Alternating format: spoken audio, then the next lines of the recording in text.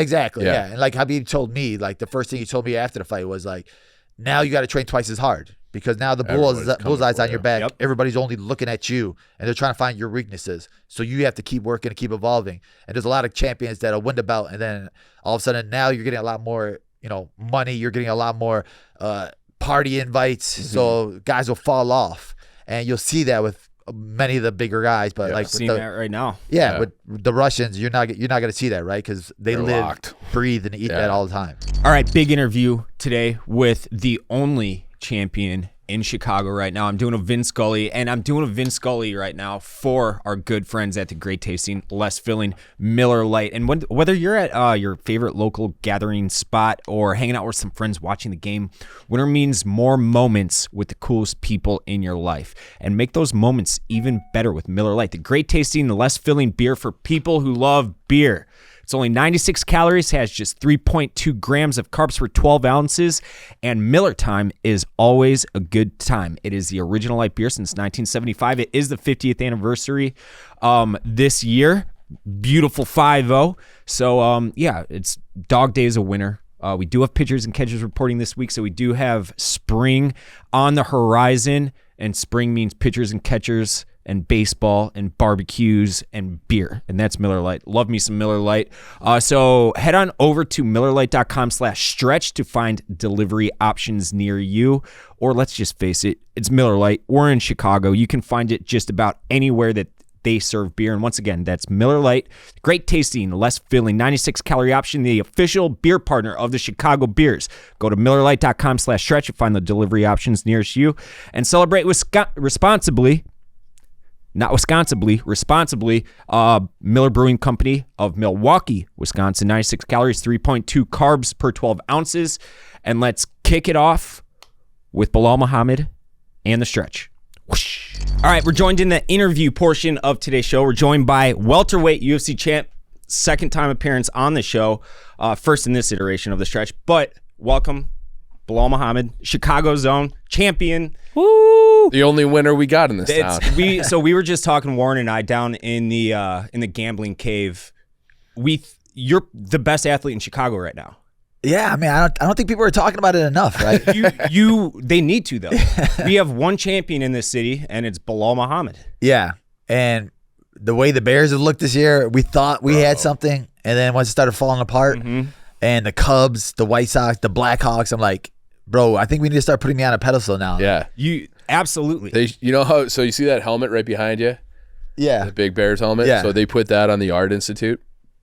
The Lions outside the Art Institute. Anytime one of our teams goes to the championship, they'll do a Cubs one, a Blackhawks one, White Sox, whatever. They'll put it on the Lions' head. We got to get the gloves. Oh, we should have put the gloves on the Lion. So in your next fight, we got to reach out to the city, be like, let's do this. That would be epic. Yeah. That'd be sick. That would be sick. I mean, I got my own day in Chicago now, so like they're starting to notice. We're starting to realize who I am. What do you mean you got your own day? The mayor gave me my own day. Johnson did? Yeah. He gave you your own day. What day is it? Man, what day was it, Warren?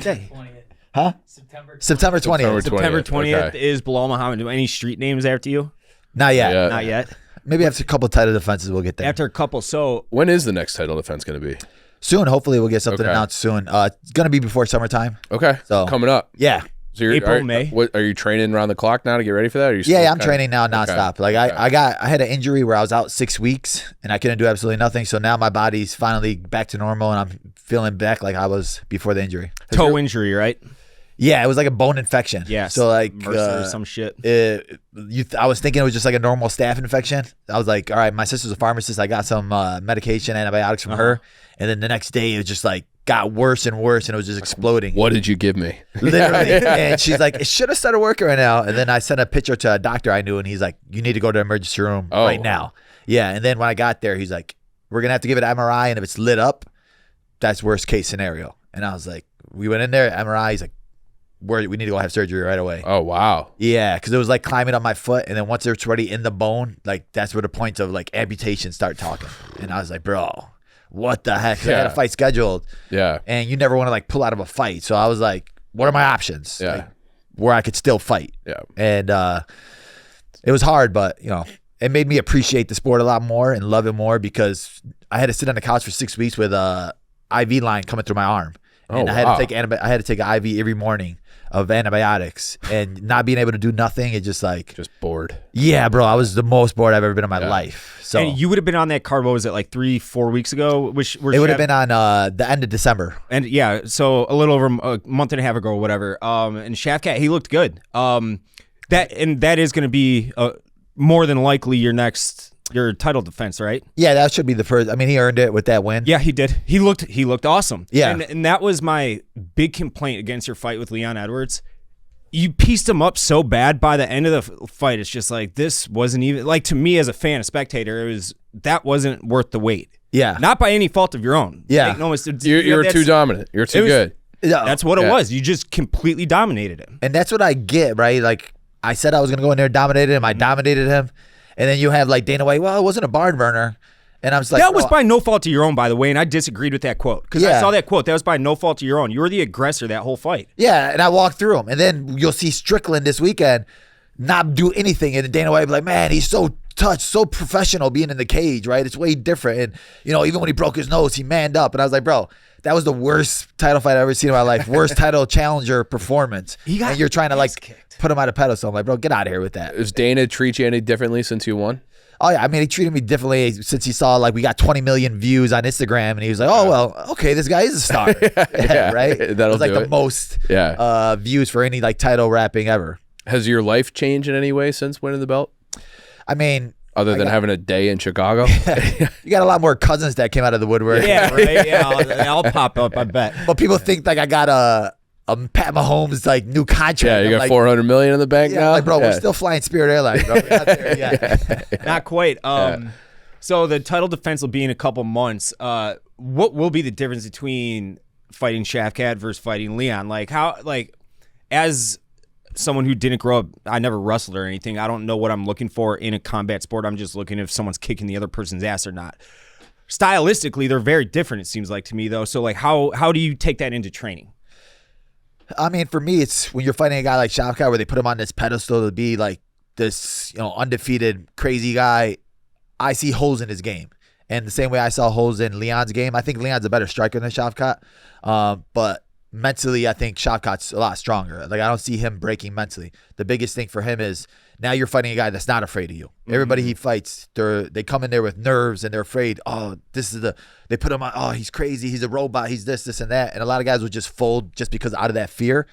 So for me, I'm going to be in his face the whole time. And it's going to be the same result of like another guy breaking. And a lot of guys like him, it's like when you never felt that, where a guy's not afraid of you or a guy's still with you this whole time for 5 rounds and he's pushing a different pace that you've never seen before. And I'm supposed to be the undefeated guy. You never had experience in that before. It's going to be the worst case scenario for him. Could you tell in that fight with Leon, like whether it's a first round or second round, like this guy, I've got him. Like he's breaking it before my eyes. Oh, 100%. Once it got to the second round and he felt me grab him and I was like, bro, this is way too easy. You're not on my level of strength. And then once it got to the 4th and 5th round, I was like, all right, now he just gave up. It's just you could see it in his eyes while I was watching at the bar. You could see it in his eyes. Yeah, he didn't want to be there. He didn't want to be there. He did not want to be there. And do you say that to him while you're fighting? You're like, no, but that just gives me more energy. Right? Okay, all right. Once you see them and they're starting to fold and they're starting to break, and it's like what I said before the fight, I was like, I can't wait till his coach tries to give him a motivational speech. And it really happens. And then he tells his coach, shut the F up. Yeah. And that's like the best part, right? Because now there's turmoil in the corner. And I called it. And I said that you're going to need that cheerleader for you. And it's not going to help you. So that's the best part when you know this guy's breaking and he can't do nothing to you. Who's the Does that feel better than when they announce your name as the winner? Like when you're in the ring and you're like, I know I've got it? Or do you get more satisfaction out of the when you hear the card come in? No, I know I had it. So okay. Even afterward, we're like, my team, oh, we got this, we did this. Yeah. So like you feel a different level. But when he wraps the belt around you, it's like what you've been dreaming of your whole life. Yeah. So that's just like surreal. Was there any, and I know what the answer is going to be for this one, but you see how poorly a lot of UFC cards are judged. Was there any, that because it went to a decision, was there anything in the back of your head where like, what if they gave it to him?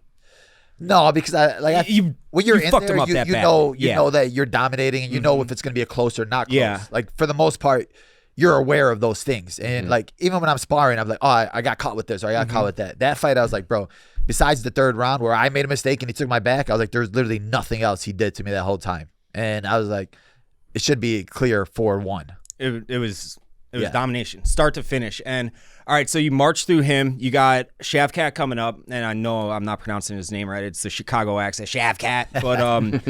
But you piece him up to what's after him. Like, I'm thinking like broad picture. Are you? Bro, one Dana step White, at a time. I know. Well, I'm getting to what the question is. Dana White says, Belal Muhammad, you have to fight Khamzat. What? Or you guys are both out. What, like, gun to head, will you do it? Khamzat for sure. I would fight Khamzat. Like when he was at 170, I was one of the only guys that was calling him out. I literally had a T-shirt where I had both of us on the poster because I want to fight the best guys. I want to prove to you that I'm the best.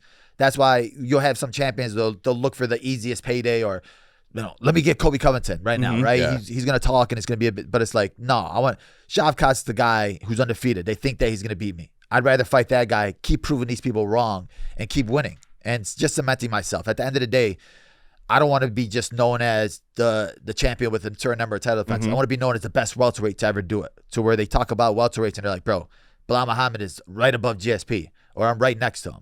And I just want to have my name in that mix because nobody ever thought it would be in that mix. Now, what about if he says you got to fight Islam? I would never fight Islam because that's different. For me and him, it's I know it is, right? We've trained together, right. And when you're sweating with somebody and you're bleeding with somebody and you train with somebody like that, it's just a different relationship. So like it wouldn't be about money for me or for him. I don't assume. So like I would never want to do that. And like they've helped me so much. So for me, I would rather go up to 185 and let him just take 170 if that's the case. And like since I've already had to fight my way up to 170 and I've been top 10 guys. Like I'm 2 fights away from being able to challenge that 185 and saying, hey, I want to be double champ. What do you walk around at weight-wise? Probably like 190. So 185 is no problem for you? Oh, no. 185 wouldn't be no problem. And I train with bigger guys. Yeah. So I've felt their strength. And a lot of, I think 185 is probably the easiest weight class besides Khamzat. Like when you look at that main event this weekend. He's an animal, yeah. You're like, bro, Strickland and Duplessis suck. Strickland, I can't stand watching him fight anymore. Duplessis he's the champ for a reason. Yeah, you got to give him those nods, but like I'd rather see something different, obviously. Yeah, and you absolutely could walk in there and yeah, and that was actually going to be my question. So when does size start to take actual effect? Because those guys are what 6'1" ish. Yeah, so they're a little bigger than you, at least height wise. But for me, like even at 170, I've fought so many taller guys. Yeah, so I wouldn't be that like when you. Like you said, I don't want to discredit Duplessis. He's awkward, and but he wins a lot of his fights. Fine, weird. Just out of like heart and cardio. And I mean, I beat him in heart and cardio and skill all day. And he's not one of the biggest guys. Like he walks around heavy. I think he says he walks around like at 230 or 220. But at the end of the day, when you're weighing in at 185, the next day you're not going to get bigger than 200. So I mean, and I train with guys that are 200 all the time, and I'm not worried about it. No, you've been on our podcast. You've also been on another podcast, this guy named Joe Rogan.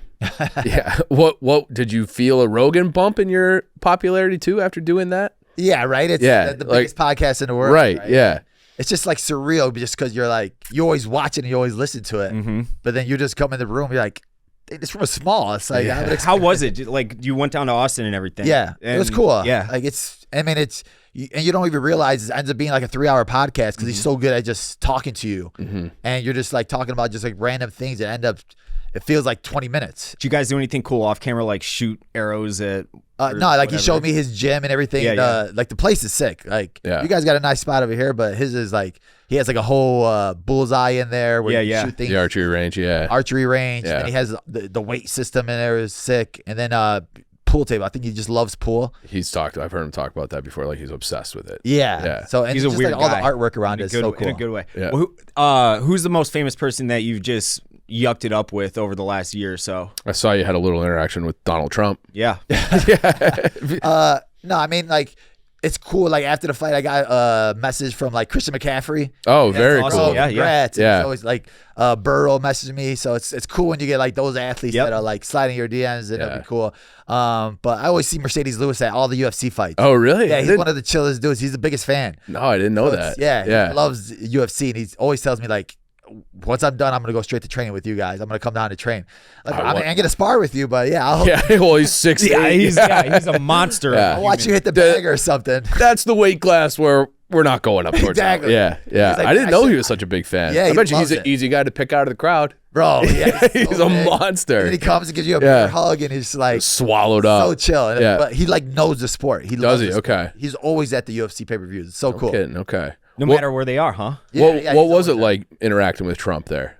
I mean, it's cool, right? Yeah. It's like because he's such a huge. It seems like he's at all the big fights too. He's always there, and Dana White are boys, right? Yeah. So it's like it's just a different experience, but it just like messes up the event. I think for like the normal fans, yeah. Because, like you guys can't walk out to the hallway, use the bathroom because security's there. Secret Service there. You have to walk around a different spot, and it like messes everything up. But when he walks out, obviously the crowd's gonna go nuts for him no matter what. Yeah. Right? And for like Dana White to have like a friend like that, hey, come over here. It makes a different experience for people that like see him. Yeah.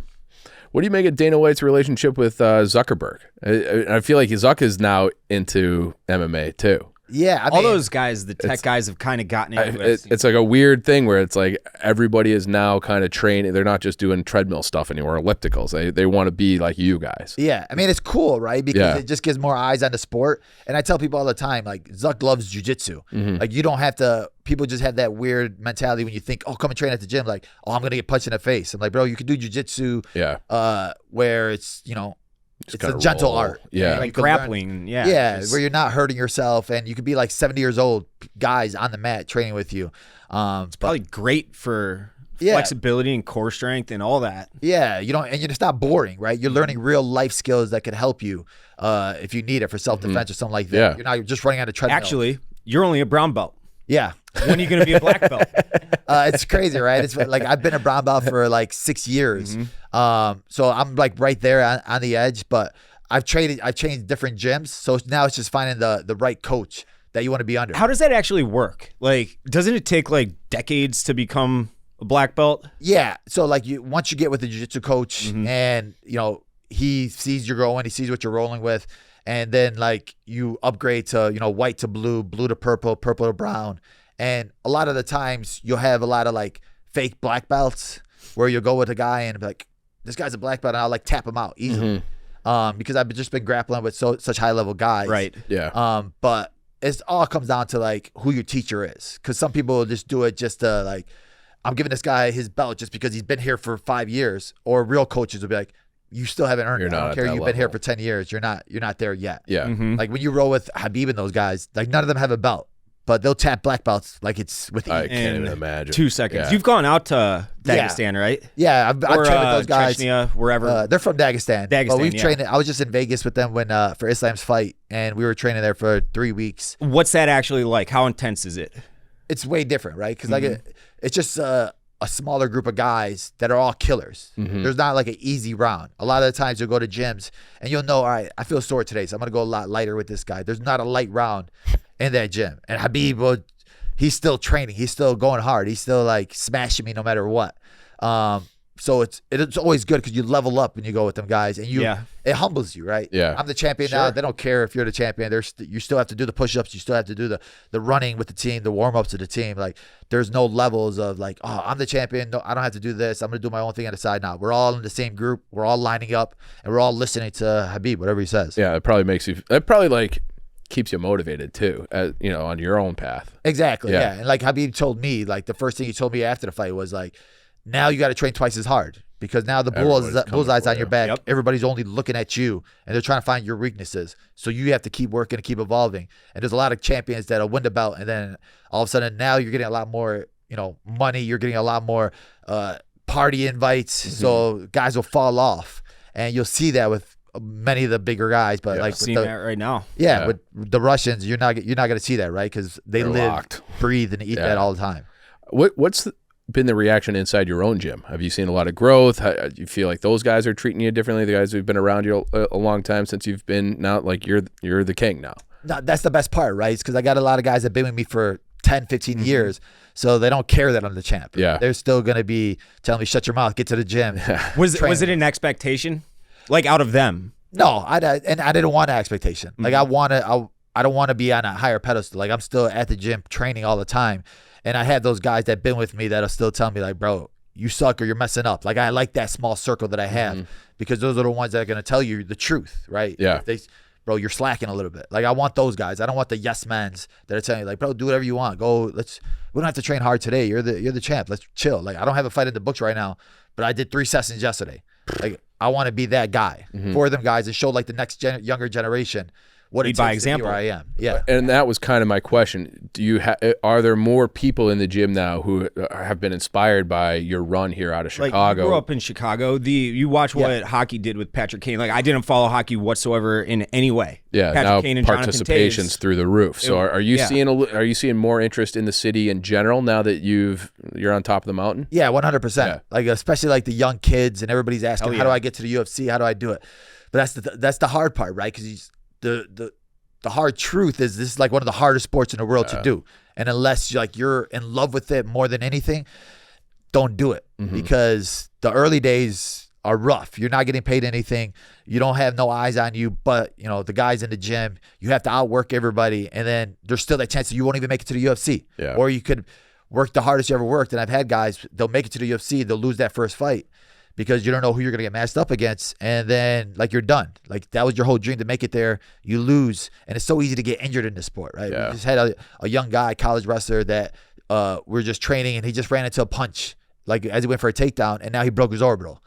And it's like, that could happen any day. That could happen at training. It's now you're out 6 months and you're not getting insurance. You're not doing this. So like those are the hard truths that you don't want to tell this next younger generation. So I'll tell them, start with jiu-jitsu, start with wrestling, start with those sports that are going to build character, right? Those sports where you don't have to take punches yet. Things that are hard. Yeah. Do things that are hard that help your technique. Exactly. And then I think wrestling is the best sport to do. Yeah. Especially before you get into martial arts or MMA or kickboxing. Yeah. Like the wrestlers are the toughest guys. Yeah. I got to tell you, I took one leg kick and I'm like, this is not for me. This ain't for me. I'm not cut out for this. So. Is there anything like on that note that you would change about the UFC to like kind of, obviously financially, like you said, you're not making any money until you reach like what you just reached last July.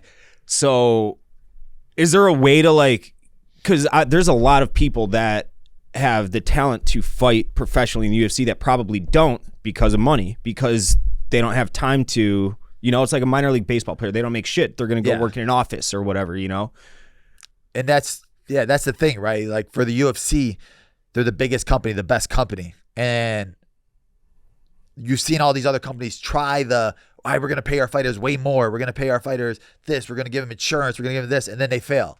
So then it just tells you that the UFC way of doing it is the right way. Yeah, it's the right business model. So exactly. Yeah. But I think there's newer ways they could do it. Like you said, minor leagues, they have this new thing that's called like Dana White Contender Series where Tuesday they have it's that. Awesome. It's an easier way. A lot of guys been bred from that too. A lot of guys. Sean O'Malley. Yeah. A handful of guys. Yeah. Once I got into when I was working my way up, like you wouldn't get into the UFC unless you're undefeated. You have a title somewhere else. So now that he has these things, it's easier to get. But it's harder now for guys to keep their job, right? Because now, bro, we're getting guys in every Tuesday. So if you lose 2 in a row, you're done. Like you're cut. Yeah. And that's the hard part. That's cutthroat. It's super cutthroat. I want to get your take on this as a fan, because you're never going to fight heavyweight, obviously. What's going on in the heavyweight division right now? It's hard, right? It's really hard. If I'm John Jones, like a lot of people consider him the GOAT, the best fighter ever do it. Probably, he definitely is, yeah. The next hungry lion is Aspinall. It's probably the toughest fight that he'll have. Like this guy's the next generation. He's a lot stronger, a lot faster. But I think John Jones is good enough to beat him. But it's like it has to be worth it because the fans are fickle, right? You lose one fight, they're gonna he sucks. Yeah. They don't care about what you did. But the fans don't care about that, right? They just care about your last win or your last loss. Your last performance is all that matters. Give the fans what they want, though. Bro, but that's the thing. I think Dana White and them will end up making it. Dana White's a smart businessman. He knows how much money that fight would make. But it's just like, if I'm John Jones, you've already done everything in the sport. It's not worth it unless it's that $30 million, $50 million payday. And I think the UFC can pay it.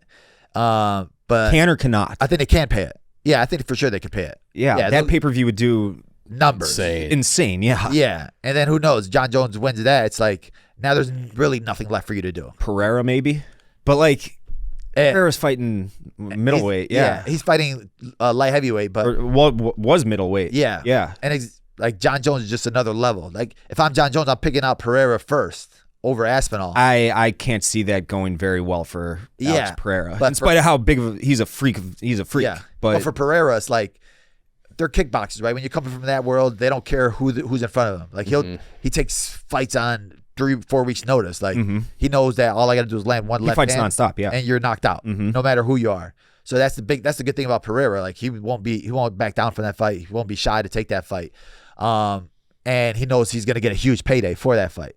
And with kickboxing, they take losses, and it doesn't really matter for them. So I think he has that mindset. Whether I win or lose, it doesn't matter. My name's big enough where the UFC's still gonna keep me a main attraction. Yeah. All right, let's pause real quick. From speaking with Belal Muhammad, we want to talk about our good friends at Body Armor. This episode of The Stretch and Belal Muhammad's interview is brought to you by Body Armor Flash IV. It's time to reach for real hydration with Body Armor Flash IV. It's packed with electrolytes, zinc for added immune boost, and it's got no artificial sweeteners, flavors, or dyes. Flash IV provides you the rehydration your body needs, whether you're feeling under the weather, just had an intense workout, or recovering from a long weekend.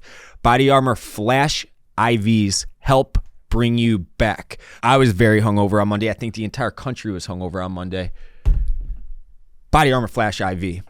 It was a magic elixir for Monday morning. But, it's also new year, new me. I get I'm on the treadmill every single day. Body Armor Flash IV is a go-to way method for me to get rehydrated after those long 25, 30, 40-mile treadmill workouts. So go get yours today at Walmart or a local grocery store near you. That's Body Armor. It's the official hydration partner of Barstool Sports. Have you started to look? I mean, Dave asked you what's next for you. Do you kind of think about the next 5 years? Like, how long do you think you're going to keep doing this? Yeah, for me, my body still feels good, right? I still feel good. Yeah. It always goes down to, as long as my body's still pushing me to do it, as long as I'm still winning and I feel the best I ever felt, I'm going to keep doing it. You still love the training element? Yeah, and that's what I said. That injury where 6 weeks off, it made me realize how much I love being in the gym and how much I missed it. And it just like rejuvenates. I got stir crazy as hell, right? Literally. Yeah. And you're thinking maybe it was a good sign. Like if I went right back into another camp, maybe I would have got burnt out or regardless of whatever happens. Because right after I won the belt, I went to Abu Dhabi, then I went to here, then we had a parade here, and it was like, all right, now we got another camp. And you're like, sometimes you don't know it, but your body's like, bro, slow down, chill. Vacation. Yeah, I haven't gone out on vacation yet. So. Your body's like, I'm gonna maybe chop your leg off. So you're gonna right? Yeah. So, like it made me stop. Yeah. And I think that was like the best thing for me. Yeah. Well, that's good. Because we need a winner in this town. So we're glad that you're still hungry for it. What's your favorite division right now besides welterweight, if it even is welterweight? For me, I like the bantamweights. Yeah. I think they're like the most skilled. Is that Rob and Umar who just fought? Yeah, that was a good fight, kind of. Yeah. Ish.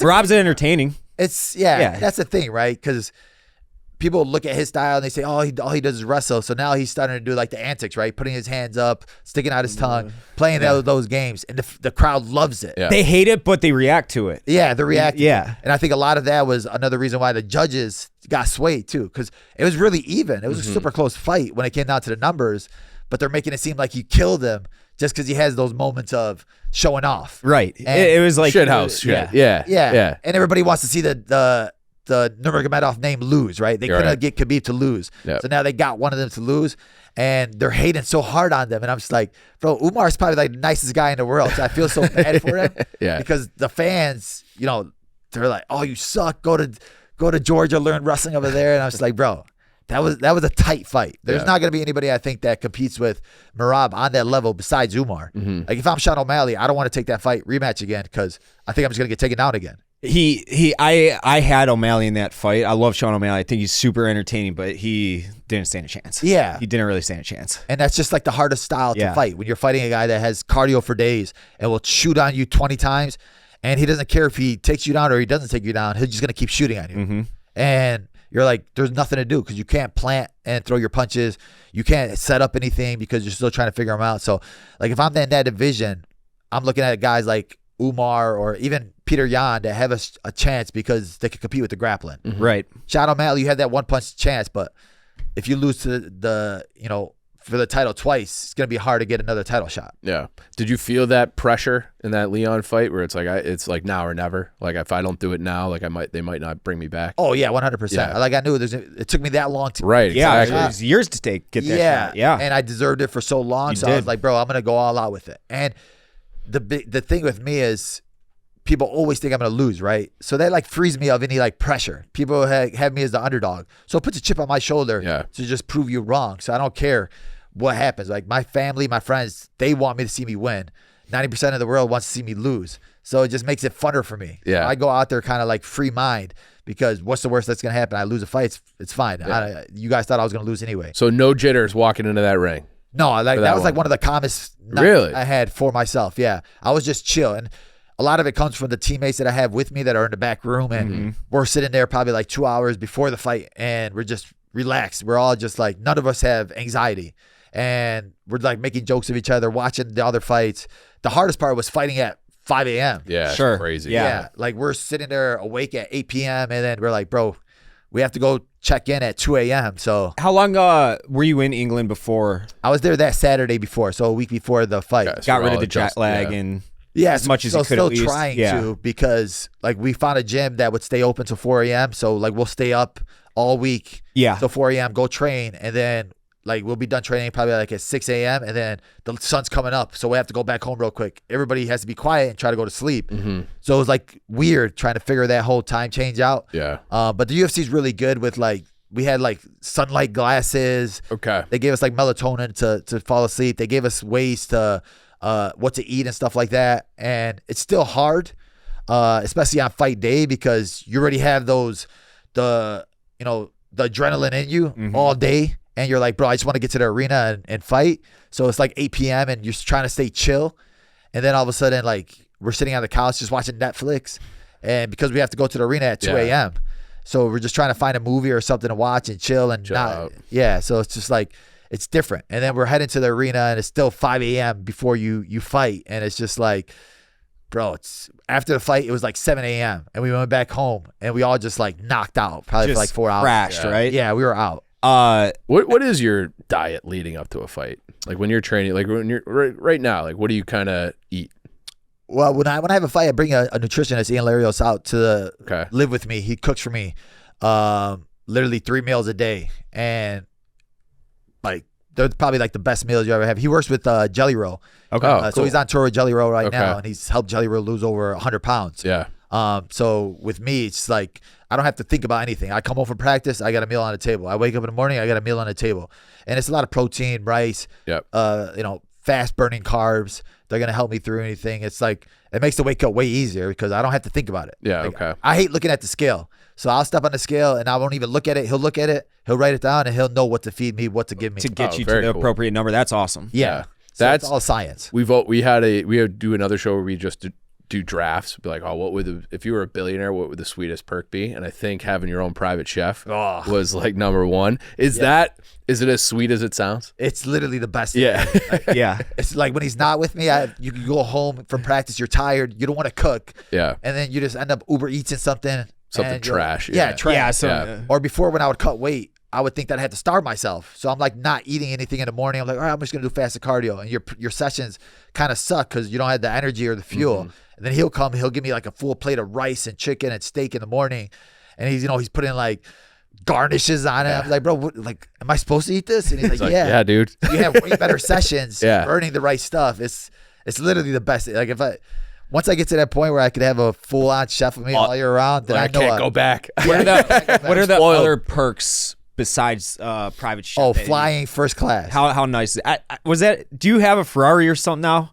No, I'm very. You were cheap with my taking car. pictures with some sports cars like Oh, right yeah. after you got the belt. Yeah, like right after we had a parade here, and we had a guy hook us up with all these nice cars.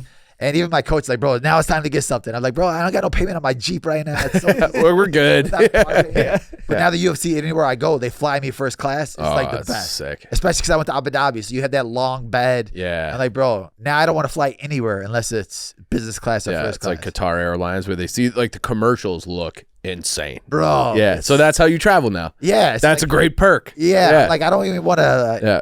I can't go back to the back of the bus anymore. I'm not doing that. Yeah. Yeah, I'm going to England in April, and I'm coach. So it's just like 7 hours. And I'm 6'1", my knees are up against the seat. I should have just been a UFC champion, bro. Yeah. I'm telling you, man, it's a life changer. You don't even feel like 17-hour flight. It felt like nothing. I'm like, wait, bro, let's go back again. I'll go back. Let's go one more time. So, but have you been to Abu Dhabi before? Yeah. Yeah. So I fought there twice. Okay. Already. Is that place as sweet as it seems too? Yeah, it's awesome. So nice. Future. And especially going there as a champion. Yeah. Like we had the craziest things. They took us we went to like a gun range, and like one of the princes over there, he's like an amazing shooter. Okay. He like put a sheet of paper sideways. No, he like sliced it. Split it. Yeah. And then he had a guy hold a toothpick.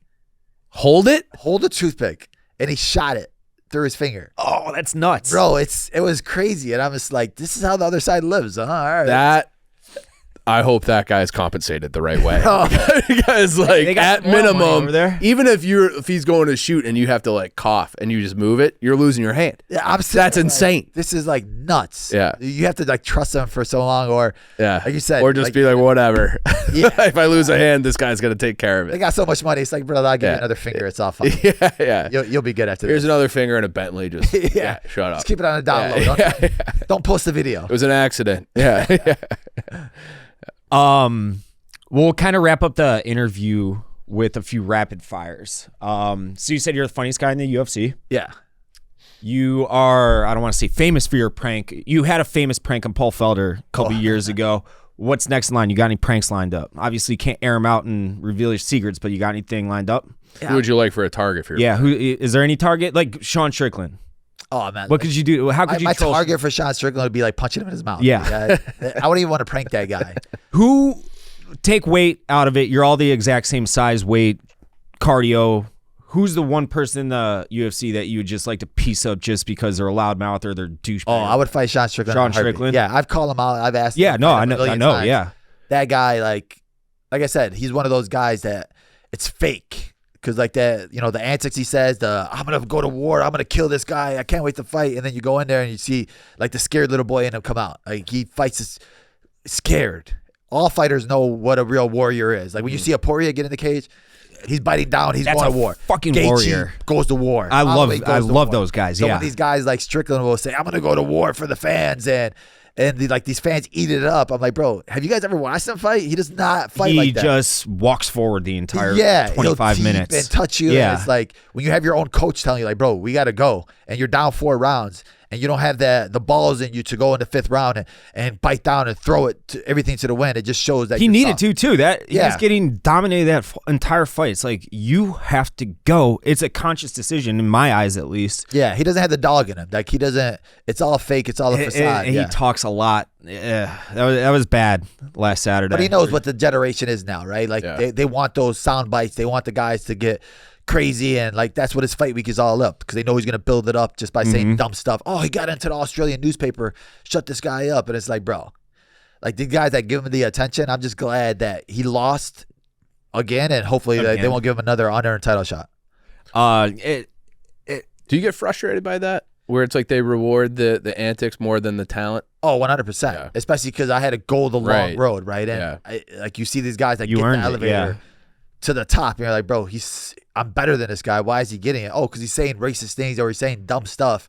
And you're like, I'm not gonna fake myself or sell myself to get there. Do you see a guy who's kind of in the spot that you are in now that you'd like to see get a title shot that just for whatever reason Dana won't give it to him? Yeah, I mean, I think probably Evil Love at 145. He's undefeated. He keeps beating everybody, right?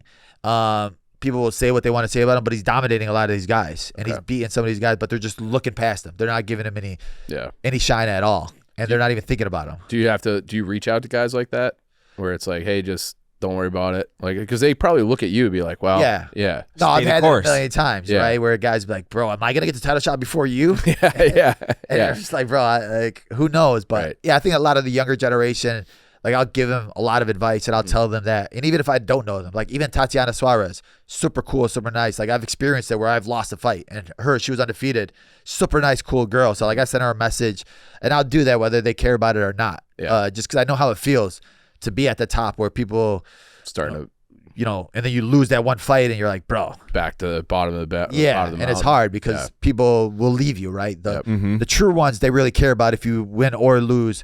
They just want you healthy. Yeah. The fake ones will just be like, oh, he lost, he sucks. Let me go on to the next person. Okay. Best shit talker in the UFC, like actual shit talker, not Sean Strickland. Oh shit yeah. Talker. How about in the pre-match? ring. How about one for pre-match and one for in the ring? Yeah. Pre-match, I think Islam is really funny, He's like good. low key, right? Yeah. He's good. He's sharp. Yeah, and he's starting to open up a little bit more now, and people are starting to see the other side of him. I think he's really good. In the match, Merab's there. Merab's starting to be that guy, Yeah. right? Or you got like I think the Diaz brothers are always fun in the fights when they're just like looking at, or even Holloway when he did that. I'm the best boxer in the UFC. That was like the best highlight I've ever seen. That he's got the two best highlights in UFC history, probably. Yeah, bro. That when he's who was it that he was fighting where he was just teaching him how to box in the middle of the fight? Ortega. Like I don't know if you've seen this guy. I think but I have, he's yeah. literally coaching the guy on how to box in the middle of the fight. like, keep your hands up. Yeah, like. And then you saw the one recently where he's like, "Come on, right now in the middle of the fucking ring, there's 20 seconds left." That's like what I want out of UFC. And I wish I would. That's what I was telling Warren. I wish we would have gotten that out of Leon, but he just folded like a house of cards. That's why you dropped him on his head. Exactly. You memed it. You turned it. That's like gotta be. How awesome is it to turn someone into a meme? It's the best, especially because they were trying to avoid me for so long. His coach. Oh, for years. Yeah, and I'm Since the eye poke. They acted like I was like nonchalant, and even like the announcers and commentators all week, they were telling like, bro, he's looking past you. He's looking past you. And I'm like, I cannot wait. It's gonna be the best part, and especially doing it in Manchester in front of his people. In front of his How raucous was the crowd actually? Did they hate your fucking guts? Oh, they were booing so bad. How awesome was that? That's the best. That's got to be the greatest feeling ever. Then you just shut them all up. It was the best. I was like, and then after I got on the mic and I was like, yeah, all those boos turned to tears right now. Right. And then it felt so good, right? Because I had little kids giving me the middle finger at like the press conference. It's awesome. And I was just like, man, I cannot wait to fuck those kids. Give us your Tony Ferguson impersonation. Oh my God, bro. Honestly, I feel bad for him now, right? He's had a long career. He knows what he's doing. It's rough, right? Because when you see a guy who had such a long streak and another guy who never really got the real belt, and then you see him on a 7-fight losing streak now, it's hard because people are going to forget about the good How stuff. good he was, right? Yeah, and that's what I think where you see a lot of these guys where they don't know when to retire. And Khabib said it best, right? Everybody eventually loses. So I'm going to get out before that happens. I don't need to. I don't need to sit there and go the long run because all these guys are going to lose. John Jones is at that point now where it's like, is it really worth it, or do I want to take a chance of losing and messing up my legacy? Yeah, and Khabib, I feel like because it's been so long, he did go out on top where everyone has that the Conor fight burned into their brain where he just dominated him. He becomes almost like a myth. Yeah. You know, where it's like this What guy, could have? Yeah. well, not even what could have been, but it's just like the stories about how good he is, they just keep getting better and better and better because even though he hasn't fought in forever, it's the last impression. Now you just retell the story about it. You know, it's like he was even better. Like he was amazing, but now it's like the Conor McGregor. right, oh, that was Oh, bro, yeah. Just standing over him. yeah. And it's like He was talking that We entire talk fight, too. we talk now. Yeah, we we talk talk- now. Yeah, And that like I was. said, he was like yeah. one of the, and he still does that, right? He still trains. He still gets that feeling just by cornering his boys. But yeah, never bled it, never lost a round, never lost this. Like the myth, Right, it just grows and grows and grows, even though he's not actively fighting. Yeah, and they're still always talking about him. Like, Yeah. even when he's in the corner, they're still talking about him. Like there's always articles about him, no matter what happens. But that's just that aura that he has. yeah. One of my last questions. So I saw a clip of Bryce Mitchell the other day. Not the bad clip. Everybody's seen that clip. Yeah. Obviously, what he said was disgusting and abhorrent. There was another one where he's just teaching someone to grapple, and he like lost the Southern accent, the hillbilly accent, and he was like a normal human. Is he actually a normal human, or is he this just off the reservation freak show that he's kind of making himself out to be, or not kind of. Has made himself out to be. No, I think he's off the reservation. It's like you said, especially what he was just saying right now, and it's like there's some guys who like fake it to try to get the attention. And I think that's what Strickland is or Kobe is. Like I think he's just like nuts. I remember Dana said he's like, bro, this guy took a drill to his nutsack, and then he like put it in reverse to try to like get it out. Get it out. Yeah. Yeah, and he was like out for like 2. I'm like, how like nuts are you? Oh, it's like crazy. Yeah, he does wild things, and you've heard it in all of his interviews. He's just like super country, super weird. You walk out to the cage with a Bible, and he's I don't know. He's the Lord is on my side, bro. well, it wasn't his last fight, right? It's but wild. That wasn't, or no, he just had a fight a couple, like 2 months ago, maybe. Yeah, he won that one. Then he got knocked out bad. The one before that, he almost fucking died. Yeah, like it was one of the worst knockouts I've ever seen. What's the worst you've ever been knocked out? Like practice otherwise? I mean, I only got knocked out once in my career, and it was at the biggest stage. It was at Madison Square Garden, and you're Mecca. like, the Mecca. Yeah. But honestly, with knockouts, you don't feel nothing. Like it's just I didn't know I was knocked out until I got to the back, and I was like, wait, what happened? And they're like, bro, you lost, and I was like, bro, no way.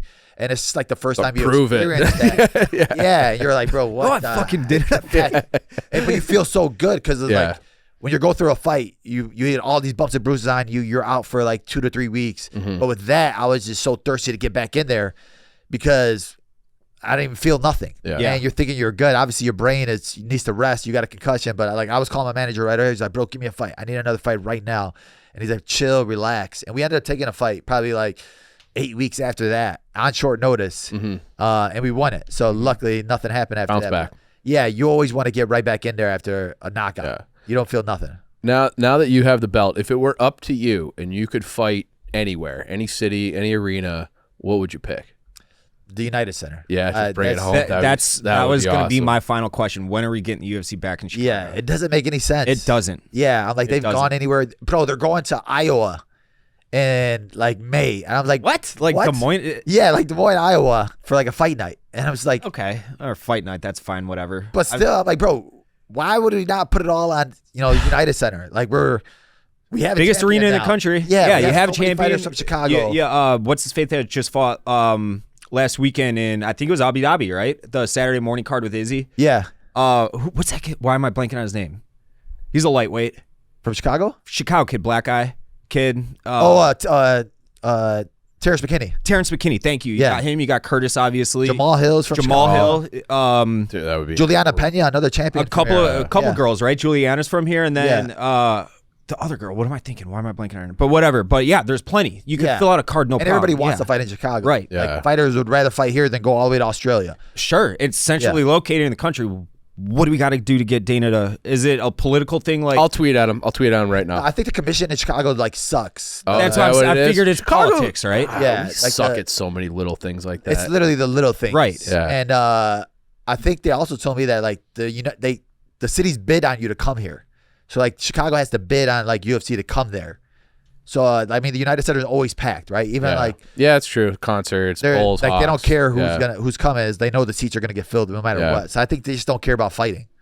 Yeah, that makes sense actually. But like with Dave rattling off all these names, and you have the belt, like that would be.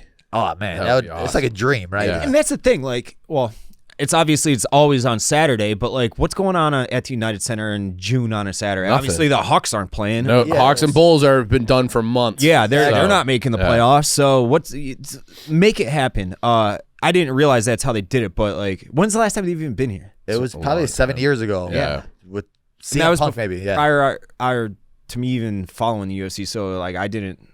Yeah, like if they said, hey, we got a Chicago date, I'm getting tickets literally that day. Yeah, and they never really had a big card here. Like they had pay-per-views here, but like the only really big Chicago one they've had here is CM Punk. So if they had me, they got a real champion here. Yeah. So it would be huge. Yeah, I don't even care if you do it at the Allstate. Bring it back to Chicago land. Do it. It has to be. Do it in Soldier in the summer. That would be. I hate Soldier Field, but that would be incredible. Man, we just went to the Royal Rumble and what was it, Indianapolis? Okay, their stadium was like full. The football stadium. Yeah, it was crazy. You went to the? Yeah, I mean, I always support Punk. We train together. Yeah. just seeing the Royal Rumble there was epic. But like that stadium's sick. It was so full. Yeah, I was like, every seat was like filled no matter what. And it's like a small ring right. Yeah, like 85,000 people probably just. Yeah, we went there for Bears Colts in the beginning of the year. It's like the stadium is. It was nice, perfect. And it's like right downtown. It's like, why can't we have nice things? Why can't we do it? We can. Literally. Yeah. I've got some news. I'm looking at ForbesMagazine.com, and it says that this was written at the end of January. It says that the UFC is eyeing Chicago for a summer event. This and it year? says there's no specific date or time, but the current UFC welterweight champion, a Chicago native, has reportedly said he wants to return and defend his title. That would be you, Belal. That would be. Are you sandbagging us right now? Do you know something that we don't? I mean, I wish. I would hope so. Yeah, like, I mean, I'm waiting for that. First of all, I'm inviting myself to walk out. I'm inviting myself, me and Warren. I'll talk about cousins coming out of the woodwork. Now you got White Sox Dave. Yeah. Like, what the hell is that idiot doing? I would never invite myself, but if you invite Dave, I'm coming. Actually, you know what? I'm going to uninvite myself because that'd be a guaranteed mush. And you would probably lose, and you want me nowhere near. Like, even being on this interview. I'm glad that chair is empty. We need a buffer. Yeah. Wash your hands before you leave. But Belal Muhammad, anything you want to get out to the people? No, appreciate you guys, especially Chicago.